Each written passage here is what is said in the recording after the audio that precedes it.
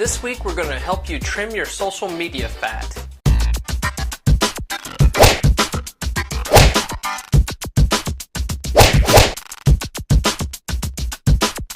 This episode of Tech Shop is brought to you by Dyn. Welcome to episode 48 of Tech Shop. I, of course, am Paul Bauer, aka twitter.com/EldaPablo.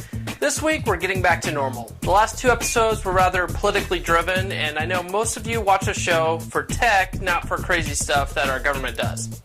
I get it. I'm sure also that you have a lot of friends on Facebook or Twitter right now plastering your timeline with gun control posts. Whether they want to make our kids safer by getting rid of gun-free zones, or they want to do the feel-good thing and ban semi-automatic rifles based on how scary they look. No matter what they're posting, you're probably sick of it and want to get back to important stuff like pictures of your friend's latest meal or your sister's crazy cat. You can't, though, because people are filling up your social networking feeds with politics. You can do what a lot of my friends and family did to me, at least on Facebook, and go to their page and just remove their updates on your timeline. What if you have a ton of so-called Facebook friends, though? What if you're on Twitter? Well, I have two solutions for you, and I'll tell you about them right after this. When I'm not podcasting, I manage a number of web servers. If you've ever had to manage web servers, you've probably had to manage public DNS as well, right? Well, nobody does DNS better than the folks at Dyn. Let's be serious here. Uptime is the bottom line. I've used other public DNS providers before, and none of them compare to the level of service and ease of use of Dyn. Don't just take my word for it. Major companies that you use every day, like Twitter, Zappos, and Netflix, rely on Dyn for their rock-solid uptime. Quite simply, Dyn helps websites with best-in-class uptime and keeps web traffic to those sites flowing and fast. Dyn's enterprise-level DNS offers advanced features like global traffic management, load balancing, and active failover. Dyn has service tiers for companies any size to get started. Dyn services more than 4 million customers around the world.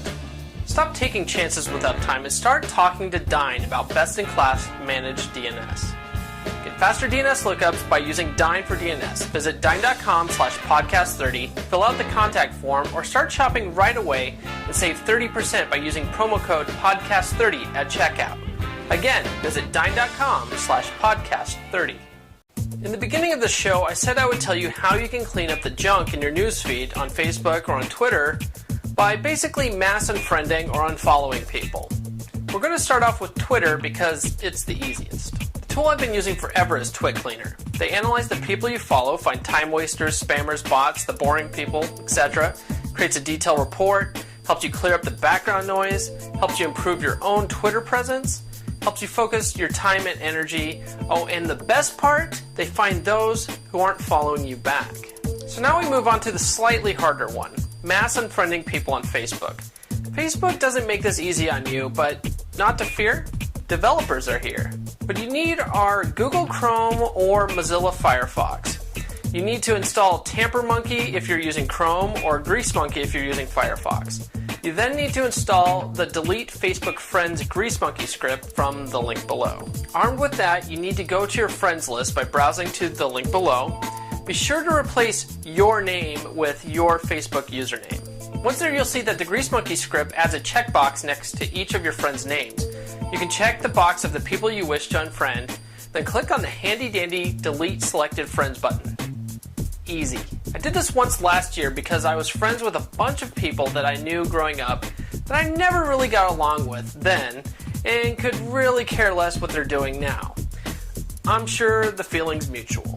Also, there were a bunch of people who didn't agree with me politically, so they would often attack me and my views.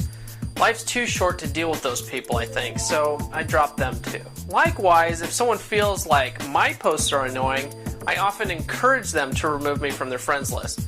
I don't take offense to it. It's just social media, after all. That's all I have this week. If you have any questions or better ways of cleaning up your friends list on Facebook and Twitter, sound off below or hit us up on Facebook or on Twitter.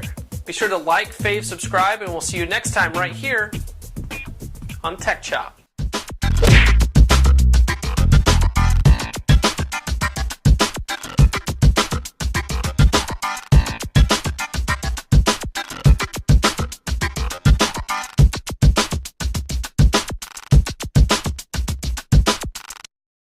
Tech Chop is a proud member of the Tech Podcast Network. TechPodcasts.com. If it's tech, it's here.